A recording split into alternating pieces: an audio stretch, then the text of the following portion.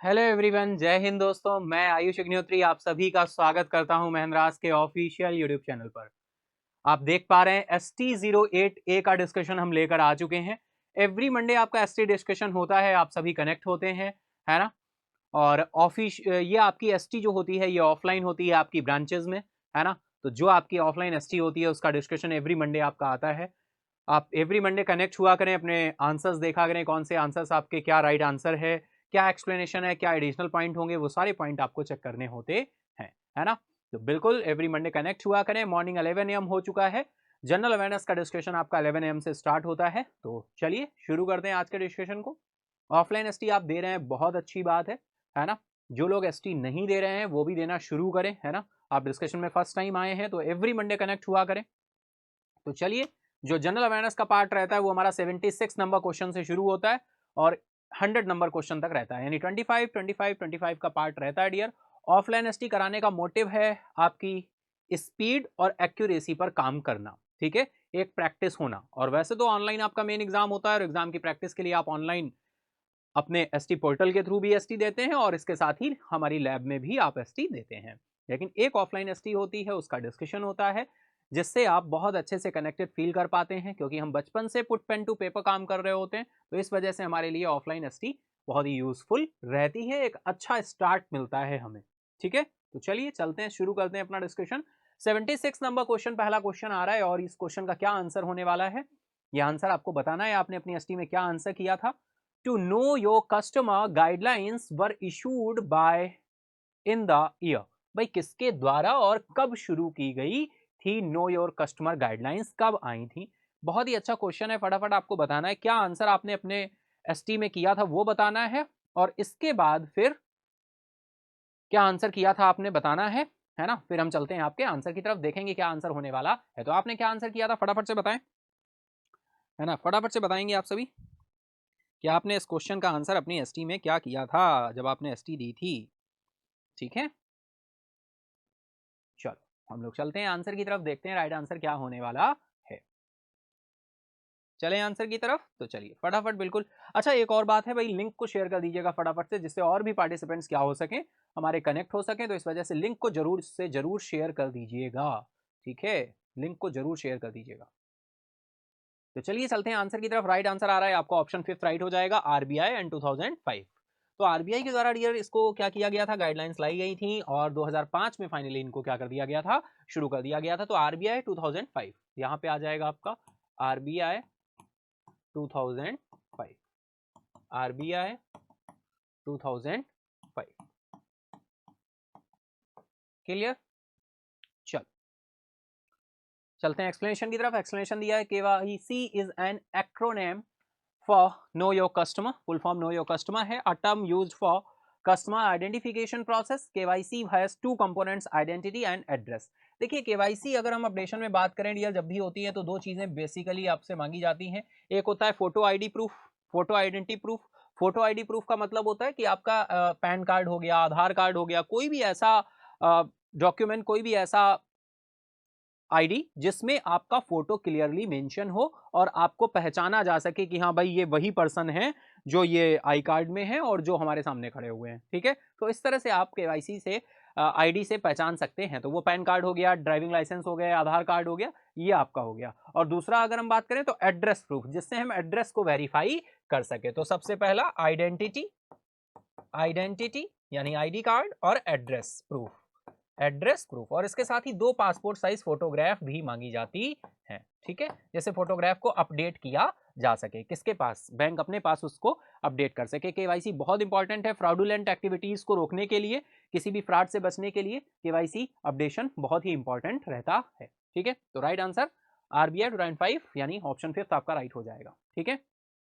Clear है इतनी बात।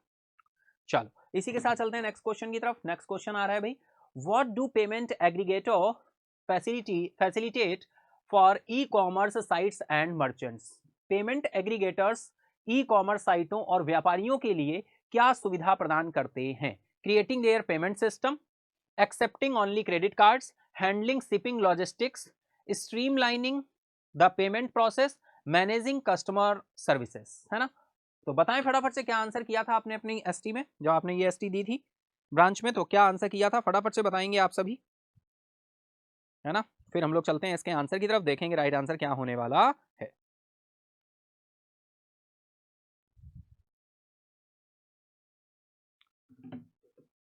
चलिए चलते हैं आंसर की तरफ, देखते हैं राइट आंसर क्या है। राइट आंसर है streamlining the payment process. Option 4 आपका क्या हो जाएगा, राइट हो जाएगा, स्ट्रीमलाइनिंग द पेमेंट प्रोसेस। ठीक है, ई कॉमर्स साइटों और व्यापारियों के लिए क्या सुविधा प्रदान करता है, तो streamlining the payment process. Option 4 आपका राइट हो।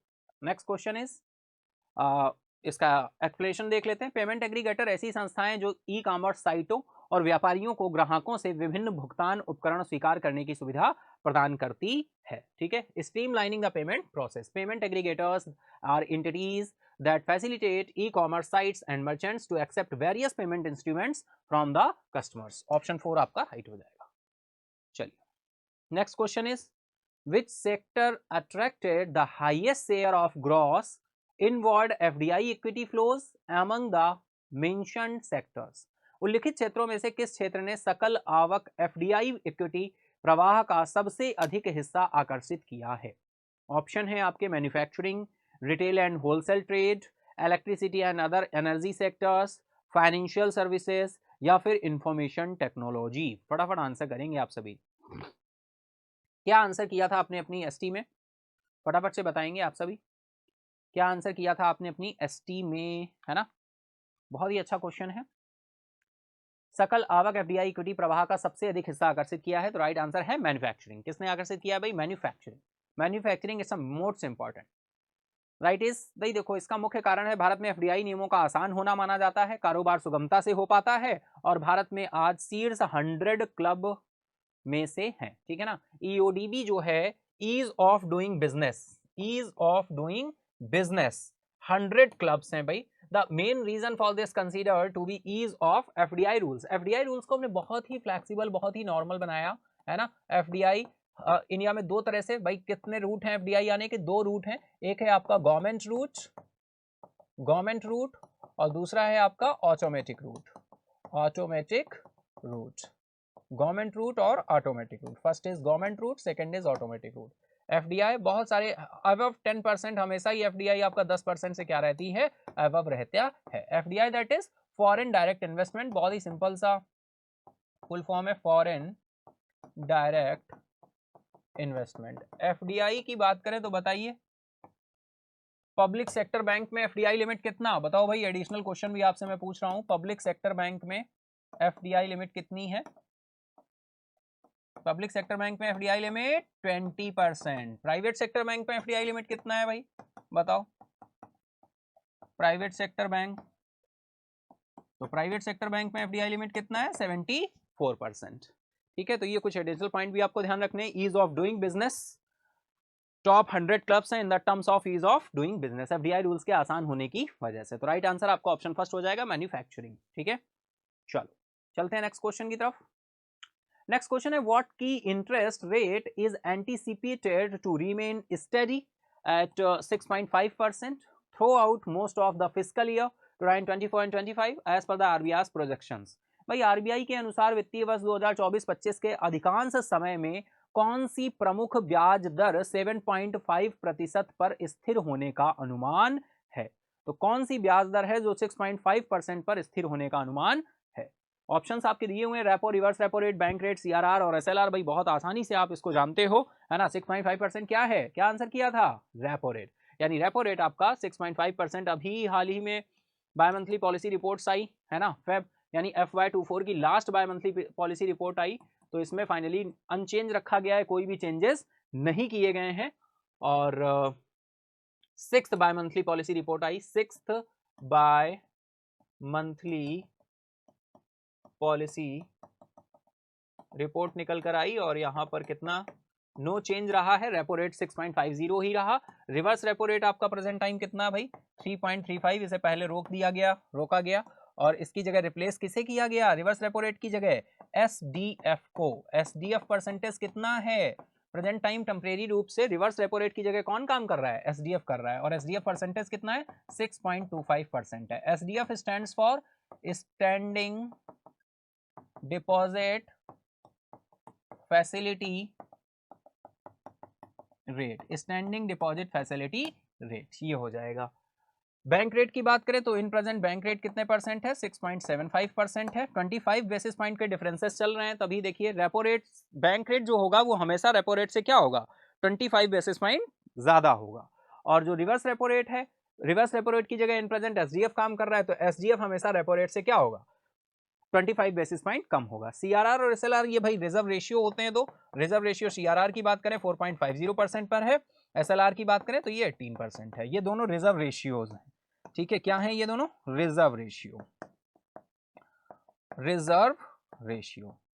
अच्छा, सीआरआर एसएलआर की बात करें अगर डियर, तो ये किस पर कैलकुलेट होते हैं, CRR calculated on, SLR calculated on NDTL. ये किस पे कैलकुलेट होते हैं, एनडीटीएल। और एनडीटीएल आप सभी जानते हो, NDTL that is net demand and time and term liability. Demand deposit CASA, time और टर्म डिपॉजिट राफा, L for liability, N for net. NDTL calculated on daily basis. NDTL का कैलकुलेशन कैसे होता है, calculated on daily basis, daily basis. Clear है इतनी बात, चलिए आई होप बिल्कुल क्लियर होगा। एनडीटीएल का फॉर्मूला भी ध्यान रखिएगा, फॉर्मूला बता दूं, चलो बिल्कुल बता देता हूं, यहां पे लिख दे रहा हूं, total demand deposit plus total time deposit minus withdraw, ठीक है। ये फॉर्मूला निकल कर आता है एनडीटीएल का। क्लियर इतनी बात, तो थोड़ा सा डिस्कशन भी हो गया, आई होप आप समझ पा रहे होंगे इन सारी चीजों को, है ना।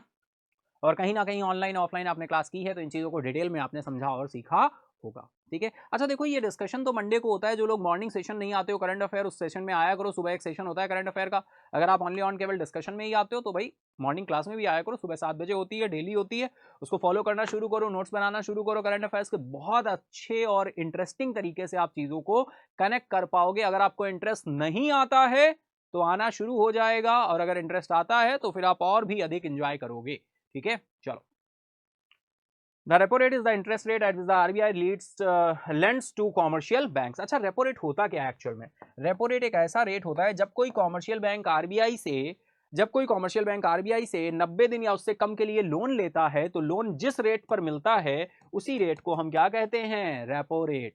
यानी अगर हमने ले लिया, एक तरफ कौन है, बैंक, दूसरी तरफ कौन है, आरबीआई। अब बैंक को लेना है लोन कॉमर्शियल बैंक्स को, तो बैंक जब लोन लेने पहुंचा आरबीआई के पास तो सिक्योरिटी रखेगा।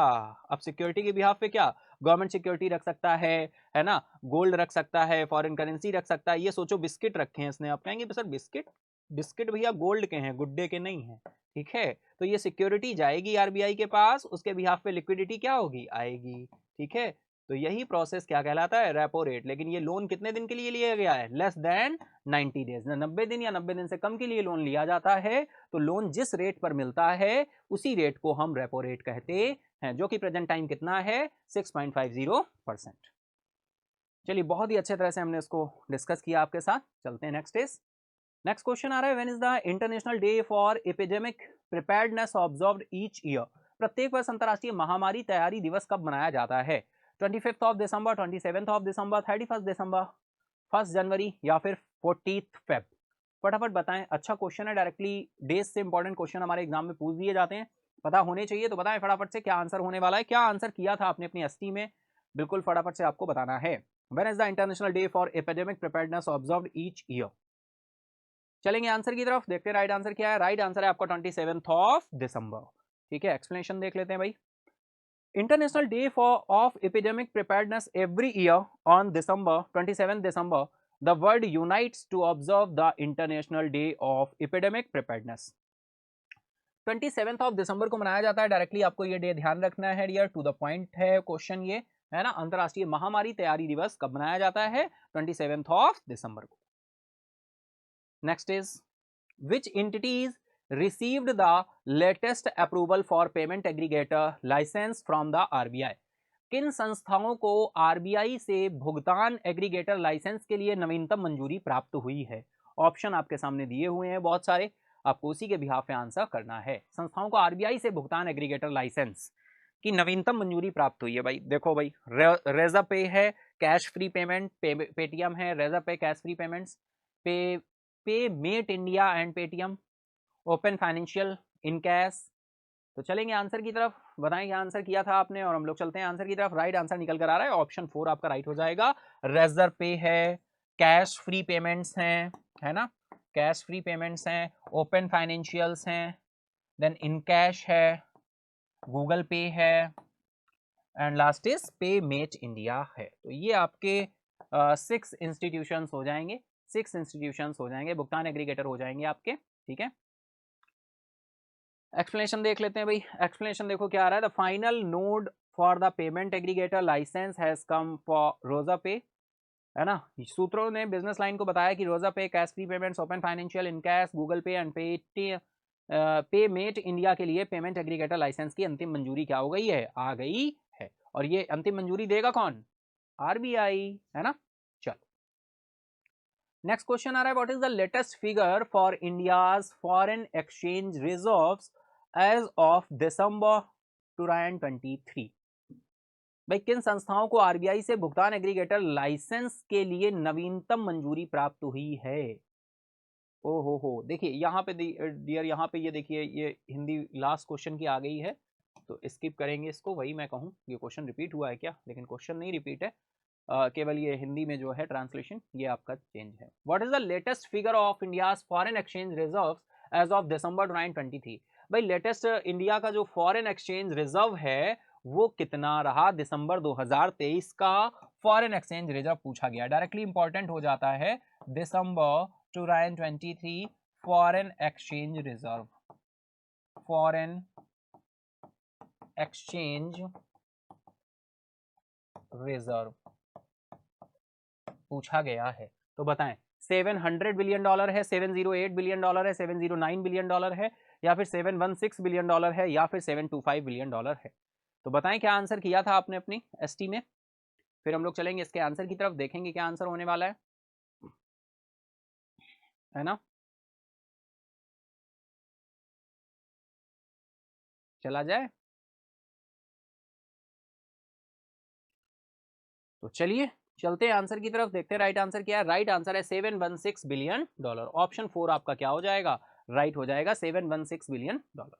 एक्सप्लेनेशन आ रहा है भाई, देखो India foreign exchange reserve increased by, increase हुआ है, कितना इंक्रीज हुआ है, 4.471। देखो भाई ये डेटा जो है सारा ये अपडेट होता रहता है टाइम टू टाइम, तो इससे आपको अपडेट रहना पड़ता है। अब ऐसा नहीं कि आज ये आ गया तो आपने ये प्रिपेयर कर लिया, आगे अब देखो दिसंबर की बात हो रही है, जनवरी का आ जाएगा तो आपको अपडेट करना पड़ेगा फिर से।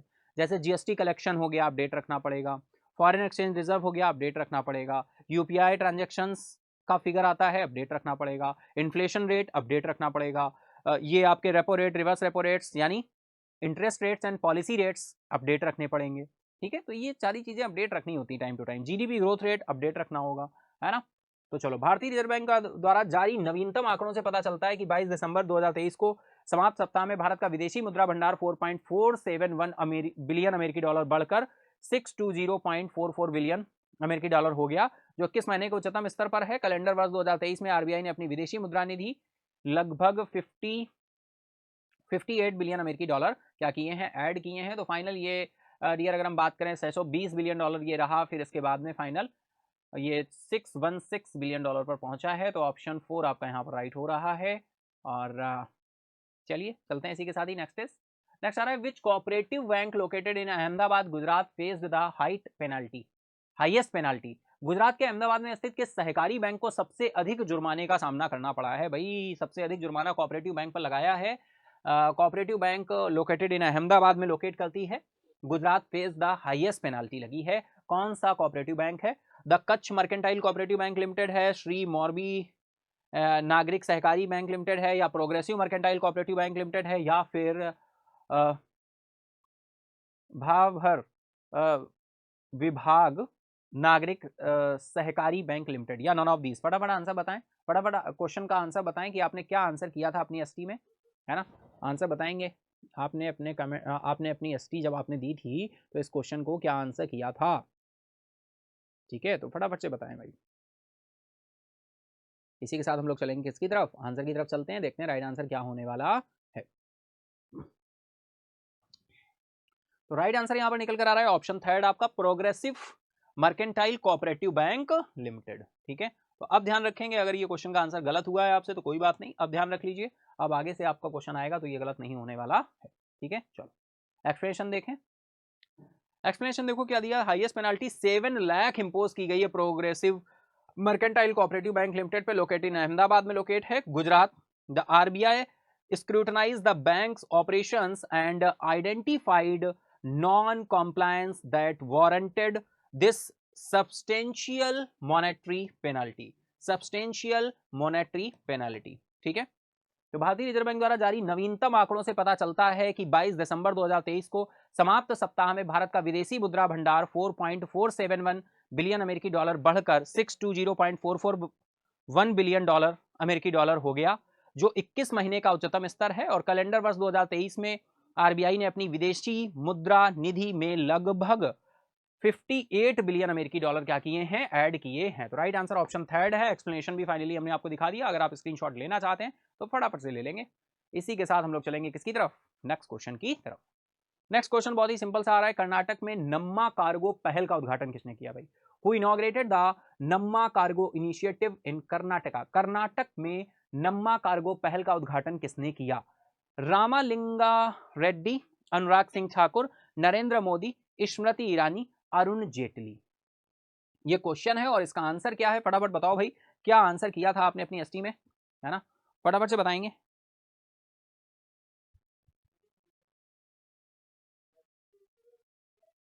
क्या आंसर किया था आपने? चलिए चलते हैं आंसर की तरफ, देखते हैं right answer. Right answer is Ramalinga Reddy, option first आपका राइट हो जाएगा, रामालिंगा रेड्डी, ठीक है। चलिए देख लेते हैं एक्सप्लेनेशन में भाई।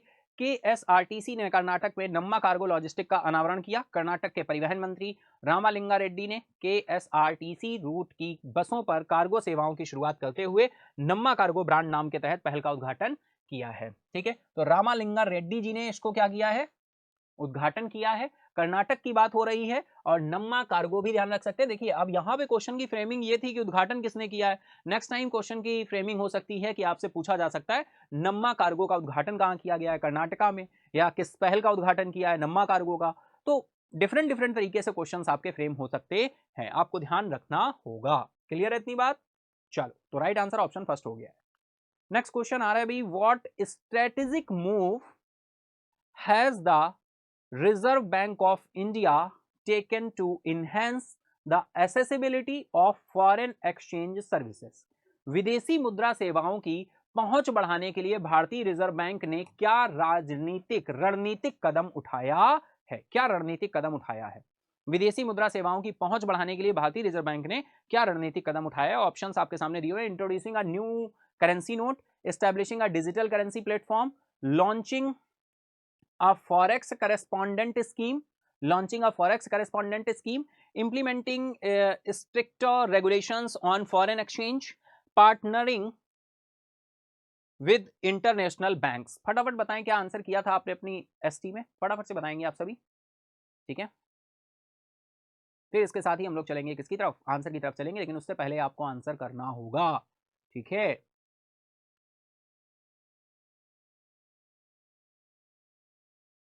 तो चलिए चलते हैं आंसर की तरफ। दिया राइट आंसर निकल कर आ रहा है आपको option third, launching a forex correspondent scheme. Launching a forex correspondent scheme, FCS, ठीक है, एफसीएस ऑप्शन आपका राइट हो जाएगा, launching a forex correspondent scheme. Explanation देख लेते हैं भाई।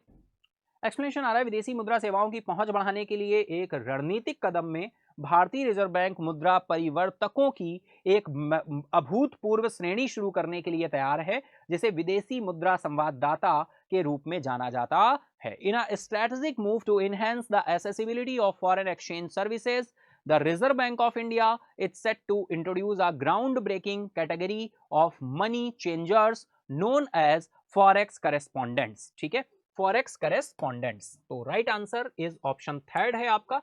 चलिए चलते हैं next is, which entities are involved in the reserve merger approved by the RBI? RBI द्वारा अनुमोदित रिवर्स मर्जर में कौन सी संस्थाएं शामिल हैं भाई, बताएं। which entities are involved in the reserve merger approved by the RBI? IDFC Limited and IDFC First Bank, IDFC Limited and IDFC Financial Holding Company, IDFC First Bank and IDFC Financial Holding Company, IDFC Limited, IDFC First Bank, IDFC Financial Holding Company, या फिर none of these. फटाफट बताएंगे क्या answer किया था आपने अपनी ST में इस क्वेश्चन का क्या आंसर किया था आपने? तो फटाफट से आप बताना शुरू करेंगे। इसी के साथ हम लोग चलते हैं आंसर की तरफ, देखते हैं राइट आंसर क्या है। राइट आंसर निकल कर आ रहा है ऑप्शन 4 आपका। भाई आईडीएफसी लिमिटेड है, आईडीएफसी फर्स्ट बैंक है ना, IDFC limited, IDFC first bank, IDFC financial holding company, ठीक है। तो ये आपके 3, टोटल नंबर ऑफ 3 कौन सी संस्थाएं शामिल हैं? अप्रूव बाय द आरबीआई, जिनको अप्रूव किया है आरबीआई ने। तो यहाँ पे आपके कितनी संस्थाएं आ रही हैं? 3 एंटिटीज आ रही हैं, IDFC limited, IDFC first bank, IDFC financial holding company, ठीक है। तो आपको ये तीनों ही ध्यान रखने हैं, राइट आंसर ऑप्शन 4 हो जाएगा, ठीक है। चलो इसी के साथ चलते हैं एक्सप्लेनेशन की तरफ। Reserve Bank of India has given note for the Reserve Bank merger of IDFC Limited with the banking subsidiaries IDFC First Bank। भारतीय रिजर्व बैंक ने अपनी बैंकिंग सहायक कंपनी आईडीएफसी फर्स्ट बैंक के साथ आईडीएफसी लिमिटेड के reverse विलय को मंजूरी दे दी। आईडीएफसी फर्स्ट बैंक और आईडीएफसी के बोर्ड ने जुलाई में रिवर्स मर्जर को मंजूरी दे दी है, ठीक है। चलिए, तो ये जुलाई की न्यूज रही है। चलते हैं नेक्स्ट क्वेश्चन की तरफ। नेक्स्ट क्वेश्चन आ रहा है, in which country did bank of Baroda close one of its branches during FY23। वर्ष 2023 के दौरान बैंक ऑफ बड़ौदा ने किस देश में अपनी एक शाखा बंद कर दी? 2023 में पूछा जा रहा है भाई, देखो 2024 शुरू ही हुआ है, अभी फेब में है हम, पूछा जा सकता है क्वेश्चन। बैंक ऑफ बड़ौदा ने किस देश में अपनी शाखा बंद की है? बहुत ही सिंपल सा और टू द पॉइंट क्वेश्चन है, फटाफट बताएं। United states, United kingdom, UK, United kingdom, United Arab Emirates, या फिर यूक्रेन, या फिर उज्बेकिस्तान, फटाफट बताएंगे। चलते हैं आंसर की तरफ, देखते हैं आंसर क्या होने वाला है। तो राइट आंसर यहाँ पर निकल कर आ रहा है United Arab Emirates. Option third आपका क्या हो जाएगा? राइट हो जाएगा, ठीक है। चलो एक्सप्लेनेशन देख लेते हैं भाई। Bank of Baroda to close one of its branches in the United Arab Emirates country during FY23। Next is Bharat GPT कार्यक्रम मुख्य रूप से प्रौद्योगिकी के किस पहलू पर ध्यान केंद्रित करता है? Artificial intelligence, augmented reality, smart TV operation system, blockchain, या फिर quantum computing. What aspect of technology does the Bharat GPT program primarily focus on? फटाफट से आंसर करेंगे आप सभी। भारत जीपीटी कार्यक्रम मुख्य रूप से प्रौद्योगिकी के किस पहलू पर ध्यान केंद्रित करता है? ऑप्शन आपके सामने अवेलेबल हैं। क्या आंसर किया था आपने अपनी एसटी में? फटाफट से बताएंगे, फटाफट से। चलिए चलेंगे आंसर की तरफ। राइट आंसर निकल कर आ रहा है smart TV operating system. Option third आपका राइट हो जाएगा, स्मार्ट टीवी ऑपरेटिंग सिस्टम, ठीक है। चलो, भारत जीपीटी कार्यक्रम मुख्य रूप से प्रौद्योगिकी के किस पहलू पर ध्यान केंद्रित करता है? स्मार्ट टीवी ऑपरेशन सिस्टम पे। ऑप्शन थर्ड आपका क्या हो जाएगा? राइट हो जाएगा, ठीक। चलो देखते हैं एक्सप्लेनेशन में क्या दिया हुआ है भाई। रिलायंस जियो आईआईटी बॉम्बे के सहयोग से, ठीक है, रिलायंस जियो आईआईटी बॉम्बे के सहयोग से भारत जीपीटी कार्यक्रम शुरू कर रहा है। कौन शुरू कर रहा है भाई? अब देखो पहलू पर ध्यान केंद्रित करता है, तो आपको ध्यान रखना है रिलायंस जियो।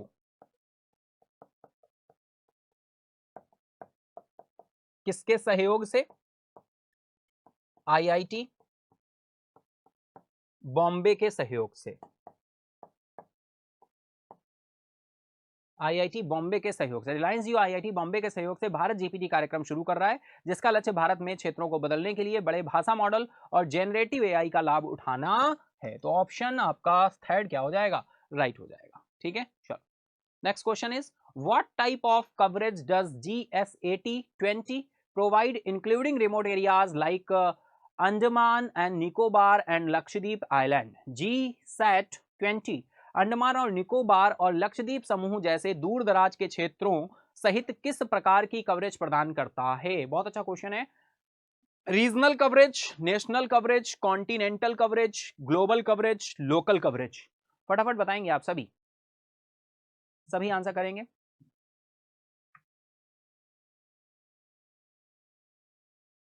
देन चलते हैं आंसर की तरफ। What type of coverage does GSAT-20 provide including remote areas like Andaman and Nicobar and Lakshadweep Island?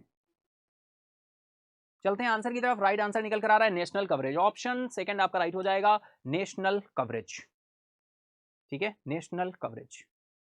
देख लेते हैं एक्सप्लेनेशन भाई। GSAT-20 या हाई थ्रूपुट के बैंड, भाई देखो GSAT-20 एक उच्च थ्रूपुट के बैंड सैटेलाइट है, जिसका पूर्ण स्वामित्व, संचालन और वित्त पोषण NSIL द्वारा किया जाएगा। किसके द्वारा किया जाएगा? NSIL के द्वारा किया जाएगा। According to NSIL, GSAT-20 offer band STC capability capacity with 32 beam having pan India coverage including Andaman and Nicobar and Lakshadweep island. तो नेशनल कवरेज, ठीक है, आपको ध्यान रखना है नेशनल कवरेज। एक्सप्रेशन भी है, फाइनली स्क्रीनशॉट ले सकते हैं अगर लेना चाहते हैं।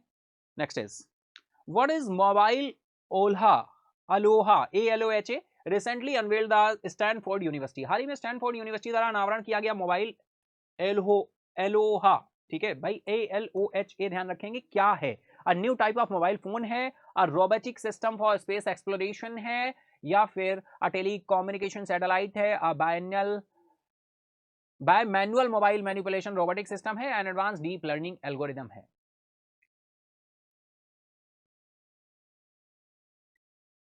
तो डियर अगर हम बात करें ये जो मोबाइल के लिए ALOHA लॉन्च किया गया, ये क्या है, bye manual mobile manipulation robotic system है, ठीक है। ऑप्शन 4 आपका राइट हो जाएगा, bye manual mobile manipulating robot system है। स्टैनफोर्ड यूनिवर्सिटी ने मोबाइल ALOHA का खुलासा किया, जिसे बाय मैनुअल, है ना, मोबाइल हेरफेर क्षमताओं को बढ़ाता है। गूगल डीप माइंड और ALOHA पर निर्मित यह गतिशीलता और निपुणता पर ध्यान देने के साथ रोबोटिक शिक्षा को उन्नत करता है। Build on Google DeepMind's ALOHA is elevates robotic learning with a focus on mobility and dexterity, ठीक है। चलिए नेक्स्ट क्वेश्चन आ रहा है, what type of growth does the hydroponics system aim to achieve in crops. Hydroponics प्रणाली का लक्ष्य फसलों में किस प्रकार की वृद्धि हासिल करना है। बहुत अच्छा क्वेश्चन है। Uniform growth, rapid growth, organic growth, vertical growth या सब टेरियन ग्रोथ। फटाफट बताएंगे, आप सभी आंसर करेंगे। क्या इस क्वेश्चन का आंसर रहा था, फटाफट से बताना शुरू करेंगे भाई।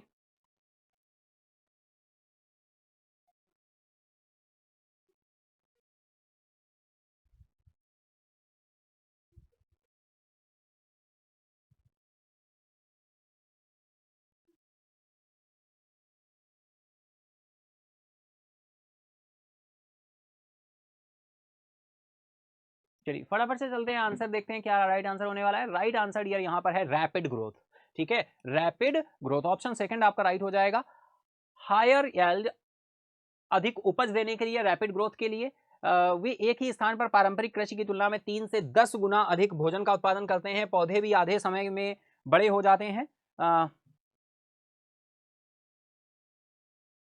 शाकनाशियों कीटनाशकों को कोई आवश्यकता नहीं है, वे खरपतवार और कीड़ों से सुरक्षित हैं, जिसे इन उत्पादों का उपयोग अनावश्यक हो जाता है, ठीक है। तो राइट आंसर आपका रैपिड ग्रोथ के लिए इसको हाइड्रोपोनिक्स प्रणाली जो है इसका यूज किया गया है। Hydroponic system aim to achieve फसलों में किस प्रकार की वृद्धि हासिल करना है, तो रैपिड ग्रोथ, ठीक है। ऑप्शन सेकंड आपका राइट हो जाएगा। चलते हैं नेक्स्ट इज भाई, मिस्र के राष्ट्रपति अब्दुल फतेह अल सीसी ने देश का नवीनतम चुनाव जीतकर कौन सा कार्यकाल अपना हासिल किया है। Egypt president Abdel Fattah al CC, Egypt Cairo capital हो जाएगी यहाँ की, प्रेसिडेंट साहब Abdul Fattah al CC has secured कौन सा टर्म है इनका bye winning the countries latest election, जो अभी हाल ही में इलेक्शन हुए, थर्ड, फोर्थ, फिफ्थ, सेवेंथ या फिर नॉन ऑफ दीज। तो फटाफट बताएंगे भाई। अब्दुल फतेह अल सीसी जी की बात हो रही है, अब्दुल फतेह अल सीसी जी की बात हो रही है।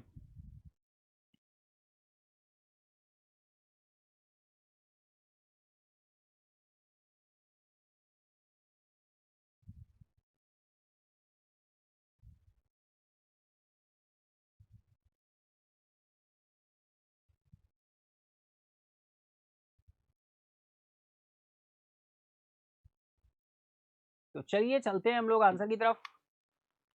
राइट आंसर निकल कर आ रहा है थर्ड, ऑप्शन फर्स्ट आपका क्या हो जाएगा, थर्ड हो जाएगा, ठीक है। एक्सप्लेनेशन फाइनली आ रहा है। मिस्र के राष्ट्रपति अब्दुल फतेह अल सीसी ने देश का नवीनतम चुनाव जीतकर कार्यालय में तीसरा कार्यकाल क्या किया है, जीता है। कार्यालय में तीसरा कार्यकाल जीता है। ऑप्शन फर्स्ट आपका राइट हो जाएगा, थर्ड, ठीक है। Egyptian president Abdel Fattah al Sisi won the third term, इसके बाद में नहीं आ सकते क्योंकि यहाँ के कॉन्स्टिट्यूशन में क्या बोला गया है भाई, 3 बार से ज्यादा कोई राष्ट्रपति नहीं रह सकता है, ठीक है। चलिए next is what is the nature of the Afghan Women Skill Development Center's commitment that lead to the award। Afghan महिला कौशल विकास केंद्र की उस प्रतिबद्धता की प्रकृति क्या है जिसके कारण यह पुरस्कार मिला है। ऑप्शन है आपके environmental protection, poverty alleviation, promoting and safeguarding women's right, education reform या फिर इंफ्रास्ट्रक्चर डेवलपमेंट। अफगान महिला कौशल विकास केंद्र की उस प्रतिबद्धता की प्रकृति क्या है जिसके कारण यह पुरस्कार मिला, है ना। ऑप्शन आपके सामने दिए हुए हैं, फटाफट से आप बता सकते हैं। तो बताएं क्या आंसर किया था आपने अपनी एसटी में, क्या आंसर किया था इस क्वेश्चन का, फटाफट से आपको बताना है। और जी हाँ, बिल्कुल बताना है, फटाफट आंसर करेंगे आप सभी।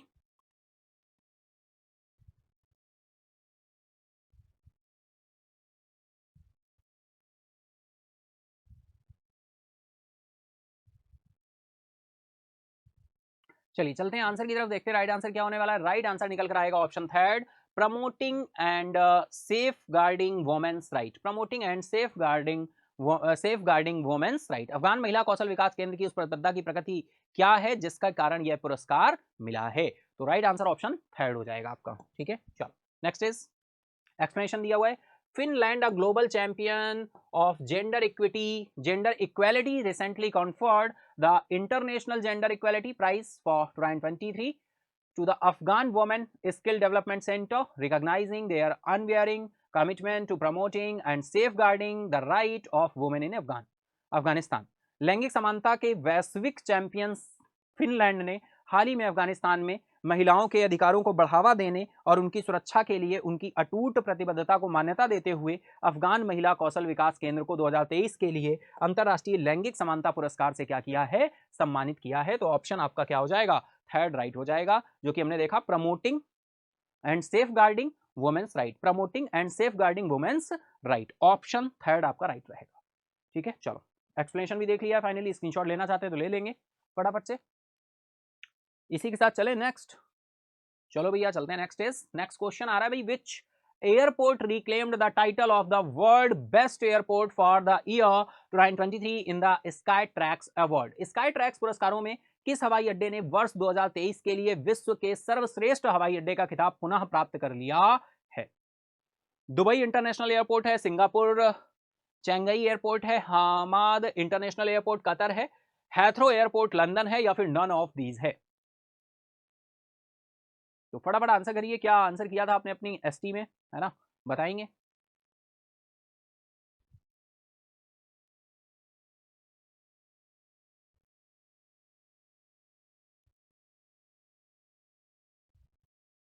चलते हैं आंसर की तरफ, देखते हैं राइट आंसर। राइट आंसर आपका हो जाएगा Singapore Changi airport, option second आपका राइट हो जाएगा, Singapore Changi airport, option second is right. Next is, explanation आ रहा है भाई, Singapore Changi airport for 2023 reclaims the title of world best airport in the esteemed Skytrax award, solidifying its reputation for excellence in air travel। Singapore के Changi हवाई अड्डे ने 2023 के लिए प्रतिष्ठित स्काई ट्रैक्स पुरस्कारों में विश्व के सर्वश्रेष्ठ हवाई अड्डे का खिताब पुनः प्राप्त किया है, जिससे हवाई यात्रा में उत्कृष्टता के लिए इसकी प्रतिष्ठा मजबूत हुई। सिंगापुर चेंगई एयरपोर्ट, डायरेक्टली ध्यान रखना है, अच्छा क्वेश्चन है। चलिए चलते next is, what is the specific focus of the Yogashree social welfare scheme introduced by west Bengal chief minister Mamata Banerjee. Paschim Bengal की मुख्यमंत्री ममता बनर्जी द्वारा शुरू की गई योगश्री सामाजिक कल्याण योजना का विशेष फोकस क्या है? Promoting yoga and wellness, health care facilities, providing scholarship for education abroad, targeting entrance and competitive examinations, या फिर नन ऑफ दीज? फटाफट आंसर करेंगे आप सभी, टाइम स्टार्ट है, नहीं टाइम स्टार्ट है आपका, मतलब अपनी एसटी में क्या आंसर किया था आपने, करना शुरू करें। 5 4 3 2 1, टाइम अप। तो चलिए चलते हैं आंसर की तरफ, देखते हैं राइट आंसर क्या है। राइट आंसर आपका 4 हो जाएगा, targeting entrance and competitive examinations, option 4 आपका राइट हो जाएगा। ठीक है, टारगेट किया है एंट्रेंस को और कॉम्पिटिटिव एग्जामिनेशंस को, ऑप्शन 4 आपका राइट है। चलिए चलते हैं एक्सप्लेनेशन की तरफ, एक्सप्लेनेशन भाई दिया हुआ है, पश्चिम बंगाल की मुख्यमंत्री ममता बनर्जी जी ने हाल ही में योग्यश्री नामक व्यापक सामाजिक कल्याण योजना शुरू की है। इस पहल का उद्देश्य पश्चिम बंगाल में अनुसूचित जाति, एससी और एसटी, अनुसूचित जाति और अनुसूचित जनजाति के छात्रों के लिए मुफ्त प्रशिक्षण मॉड्यूल प्रदान किया है। विशेष रूप से प्रवेश और प्रतिस्पर्धी परीक्षाओं को लक्ष्य रखा गया है ना। Schedule caste and schedule tribes in West Bengal, specially targeting entrance and competitive examination. तो आपको ये पॉइंट बिल्कुल ध्यान रखना होगा। ठीक है, चलो चलते हैं नेक्स्ट क्वेश्चन की तरफ। इन विच basin did ONGC commence the first oil production from the deep water KG DWN N8/2 block? ONGC ने किस बेसिन में गहरे पानी KG DWN 98/2 ब्लॉक से पहला तेल उत्पादन शुरू किया, है ना?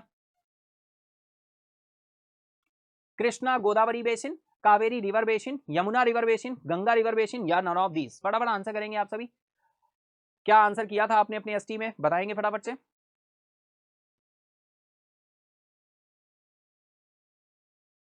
चलते हैं आंसर की तरफ। राइट आंसर क्या हो जाएगा? कृष्णा गोदावरी बेसिन। बिल्कुल न्यूज में भी रहा था और बहुत ही हाईलाइट रहा है, बहुत इंपॉर्टेंट है। ऑप्शन फर्स्ट आपका क्या हो जाएगा? राइट हो जाएगा। चलिए चलते हैं एक्सप्लेनेशन की तरफ। ONGC said it had launched first oil production from deep water block KGDWN 98/2 in the Krishna Godavari basin in the Bay of Bengal, which would raise the company's oil and gas production by 11% and 15% respectively. ONGC ने कहा कि उसने बंगाल की खाड़ी में उत्कृष्ट Godavari basin में गहरे पानी के ब्लॉक से पहला तेल उत्पादन शुरू किया, जिससे कंपनी का तेल और गैस उत्पादन क्रमशः 11 से 15% और बढ़ जाएगा। ठीक है, तो ऑप्शन फर्स्ट आपका क्या हो जाएगा? राइट हो जाएगा। 11 से 15% क्या हो जाएगा? इंक्रीज हो जाएगा, बढ़ जाएगा। ऑप्शन फर्स्ट आपका राइट है ना। तो चलिए चलते हैं इसी के साथ ही नेक्स्ट क्वेश्चन की तरफ। What does GDP stands for in economic terms? भाई बहुत ही सिंपल सा क्वेश्चन है, बस आ गया है तो अब करना ही है हमें, है ना। आर्थिक दृष्टि से जीडीपी का अर्थ क्या है, जीडीपी का फुल फॉर्म पूछा गया है यहाँ पर। मुझे नहीं लगता कि ये क्वेश्चन भाई कोई ऐसा पर्सन होगा जिसने नहीं किया होगा या जिसे नहीं पता होगा। GDP stands for in economic terms. हाँ, अब अगर ये पूछ लें कि जीडीपी, चलो यहाँ पे एडिशनल थोड़ा ऐड कर देते हैं। जीडीपी अभी हाल ही में प्रिडिक्ट किया है आरबीआई के गवर्नर साहब ने। कहाँ पर प्रिडिक्ट किया था? दावोस में, स्विट्जरलैंड के दावोस में अभी मीटिंग चल रही थी। भाई कौन सी मीटिंग चल रही थी बताओ? वर्ल्ड इकोनॉमिक फोरम की मीटिंग चल रही थी, वर्ल्ड इकोनॉमिक फोरम, है ना। वहां पर जो आरबीआई के गवर्नर साहब हैं, इन्होंने कितना प्रेडिक्ट किया कि भाई जीडीपी ग्रोथ रेट कितना जाने वाला है? 7.3%। ठीक है, वर्ल्ड इकोनॉमिक फोरम का कौन सा एडिशन था, फटाफट से बताओ। और यहाँ पे फुल फॉर्म आंसर तो करना ही करना है, जो आपसे पूछा गया है वो क्वेश्चन तो बताना ही बताना है। इसके साथ और भी एडिशनल पॉइंट आप बता सकते हैं जो हमने आपके साथ डिस्कस किया। 7.3%। ठीक है, राइट आंसर क्या हो जाएगा? Gross domestic product. Option first आपका क्या हो जाएगा? राइट हो जाएगा। ठीक है, एक्सप्लेनेशन देख लेते हैं भाई। GDP stands for gross domestic product which is monetary value of all finished goods and services produced with in a country borders in a specific time. देखो बोला जाता है जीडीपी क्या, इंडिया में रह रहे इंडियन प्लस फॉरेन में रह रहे इंडियन। इंडिया की जो भी फिजिकल बाउंड्री के साथ साथ नहीं, पॉलिटिकल बाउंड्री बोलेंगे डियर। कौन सी बाउंड्री? Political boundary. जो भी पॉलिटिकल बाउंड्री के अंदर गुड्स एंड सर्विसेज का प्रोडक्शन होता है ना, जो भी गुड्स एंड सर्विसेज का प्रोडक्शन होता है किसके अंदर? पॉलिटिकल बाउंड्री के अंदर। एक फाइनेंशियल ईयर में, एक वित्तीय वर्ष में जो भी गुड्स एंड सर्विसेज का प्रोडक्शन होता है, उसकी मॉनेटरी वैल्यू को हम जीडीपी कहते हैं। उसकी मॉनेटरी वैल्यू को हम जीडीपी कहते हैं। और जीडीपी हमें फाइंड आउट, एनडीपी निकालना हो तो एनडीपी के लिए हम क्या? शुद्ध घरेलू उत्पाद। NDP equal GDP minus depreciation. ठीक है, चलिए तो राइट आंसर ऑप्शन फर्स्ट हो गया। चलो next question is, which country has recently announced its decision to exit the organization of the petroleum exporting countries, OPEC? Organisation of the petroleum exporting countries. हाल ही में किस देश ने पेट्रोलियम निर्यातक देशों के संगठन ओपेक से बाहर निकलने के लिए अपने निर्णय की घोषणा की है? ऑप्शन फर्स्ट है आपका Ecuador, Qatar, Angola, Nigeria, Saudi Arabia. तो फटाफट आंसर करेंगे आप सभी। राइट आंसर क्या हो जाएगा? अंगोला। अंगोला। ऑप्शन थर्ड आपका क्या हो जाएगा? राइट हो जाएगा, है ना। हाल ही में किस देश ने पेट्रोलियम निर्यातक देशों संगठन के साथ बाहर निकलने की अपने निर्णय की घोषणा कर दी है? तो वो घोषणा की है अंगोला ने। बहुत इंपॉर्टेंट है भाई, ध्यान रखेंगे, है ना। चलो एक्सप्लेनेशन में देख लेते हैं भाई। Explanation, Angola announce departure from OPEC. Angola, a significant oil producing nation, has declared its decision to exit the organization of the petroleum exporting countries with effect from 1 जनवरी 2024। ठीक है, ये इफेक्ट में कब से आया? 1 जनवरी 2024 से। अंगोला ने ओपेक से बाहर निकलने की घोषणा की। एक महत्वपूर्ण तेल उत्पादक देश अंगोला ने 1 जनवरी 2024 से पेट्रोलियम निर्यातक देशों के संगठन ओपेक से बाहर निकलने के अपने फैसले की घोषणा कर दी है। तो राइट आंसर आपका ऑप्शन थर्ड हो जाएगा। चलो नेक्स्ट क्वेश्चन आ रहा है भाई, which states police department has launch the mission investigation at 75 days initiative? किस राज्य के पुलिस विभाग ने मिशन इन्वेस्टिगेशन 75 डेज पहल शुरू की है? ऑप्शन है आपके सामने, उत्तर प्रदेश, महाराष्ट्र, बिहार, कर्नाटका या फिर तमिलनाडु।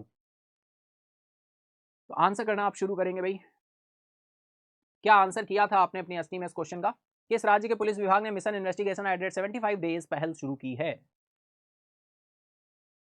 उत्तर प्रदेश, महाराष्ट्र, बिहार, कर्नाटका, तमिलनाडु। चलेंगे आंसर की तरफ। राइट आंसर है आपका बिहार, ऑप्शन थर्ड आपका राइट हो जाएगा बिहार। एक्सप्लेनेशन देख लेते हैं भाई।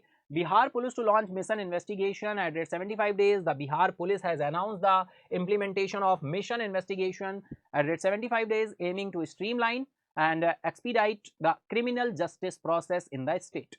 Bihar police mission investigation 75 days launch करेगी। बिहार पुलिस ने राज्य में आपराधिक न्याय प्रक्रिया को सुव्यवस्थित और तेज करने के उद्देश्य से mission investigation at rate 75 days के कार्यान्वयन की घोषणा की है।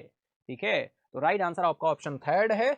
और इसी के साथ हम चलते हैं नेक्स्ट एंड लास्ट क्वेश्चन की तरफ। मेरा Bharat campaign was launched by which of the following. मेरा भारत अभियान निम्नलिखित में से किसके द्वारा शुरू किया गया था? अनुराग सिंह ठाकुर, नरेंद्र मोदी, स्मृति ईरानी, जयशंकर प्रसाद या फिर अमित शाह। अच्छा क्वेश्चन है, बताएं फटाफट से मेरा भारत अभियान निम्नलिखित में से किसके द्वारा शुरू किया गया था, है ना? फटाफट से आंसर करेंगे आप सभी। हम लोग चलते हैं आंसर की तरफ, लेकिन उससे पहले आपको आंसर करना होगा। तो राइट आंसर निकल कर आ रहा है अनुराग सिंह ठाकुर, ऑप्शन फर्स्ट आपका राइट हो जाएगा। अनुराग सिंह ठाकुर जी के द्वारा शुरू किया गया, जिनके पास कौन सी इंफॉर्मेशन एंड ब्रॉडकास्टिंग मिनिस्ट्री है और स्पोर्ट्स मिनिस्टर भी है। स्पोर्ट है ना, इंफॉर्मेशन एंड ब्रॉडकास्टिंग मिनिस्ट्री है और स्पोर्ट मिनिस्ट्री भी अनुराग सिंह ठाकुर जी के पास है। तो राइट आंसर ऑप्शन फर्स्ट हो जाएगा। चलिए, मेरा भारत अभियान शुरू किया था, देख लेते हैं एक्सप्लेनेशन।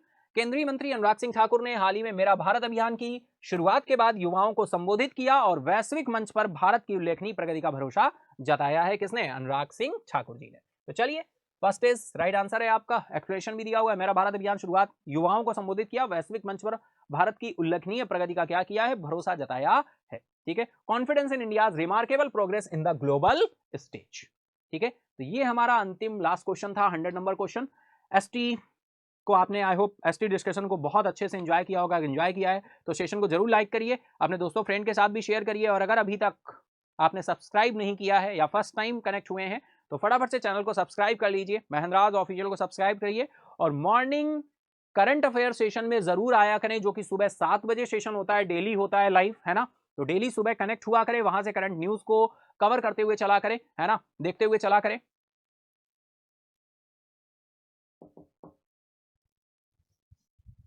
वहां से करंट न्यूज को कवर करते हुए देखते हुए चला करें। ठीक है, तो इसी के साथ ही हम लोग नेक्स्ट डिस्कशन में फिर से मिलते हैं, लेकिन अब मॉर्निंग 7 AM तो मिलेंगे ही। 7 AM क्लास जो होती है करंट अफेयर की, उसमें जरूर कनेक्ट हुआ करें। आज के लिए इतना ही, मिलते हैं नेक्स्ट क्लास में। Thank you everyone, good bye, take care, Jai Hind.